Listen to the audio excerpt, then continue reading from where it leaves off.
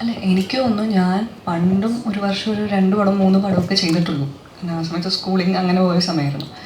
എനിക്ക് തോന്നുന്നു ഇത്രയും കാലത്തിൽ ഞാൻ ഈ കഴിഞ്ഞ വർഷമാണ് ഏറ്റവും കൂടുതൽ സിനിമ ചെയ്തിട്ടുള്ളത്. അത് ഓരോന്നായിട്ട് റിലീസാവുകയാണ്. Next month റിലീസുണ്ട്. പിന്നെ നല്ല സ്ക്രിപ്റ്റുകൾ വരുമ്പോൾ ചെയ്യാം അങ്ങനത്തെ ഒരു കോൺസെപ്റ്റേ ഉള്ളൂ. ഞാൻ ഭയങ്കര അഗ്രസീവായിട്ട് എനിക്ക് അയ്യോ നാളെ സിനിമയില്ല നാളെ സിനിമ അങ്ങനെ ആലോചിക്കുന്ന ഒരാളൊന്നുമില്ല. ഓഫ് കോഴ്സ് ബിസിനസ്സുണ്ട്, അത് നോക്കുന്നുണ്ട്. സിനിമ വരുമ്പോൾ അത് സ്ക്രിപ്റ്റ് വായിച്ച് ഇഷ്ടമുള്ള സിനിമകൾ സമയം എടുത്ത് ചെയ്യുന്നുണ്ട്. സിനിമ ഞാൻ എപ്പോഴും പറയുന്ന കാര്യമാണ്, for me it's an art. അതൊരു കലയാണ്.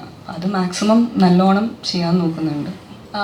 കപ്പിൽ ഓഫ് കോഴ്സ് എനിക്ക് സഞ്ജു നറേറ്റ് ചെയ്തപ്പോൾ ഞാൻ ഇതിന് മുന്നേ ഒരു ഇൻ്റർവ്യൂവിൽ പറഞ്ഞിട്ടുണ്ടായിരുന്നു, ഡയലോഗ്സ് പ്രസൻറ്റ് ചെയ്തിരിക്കുന്ന രീതി എനിക്ക് ഭയങ്കര ഇഷ്ടമാണ്.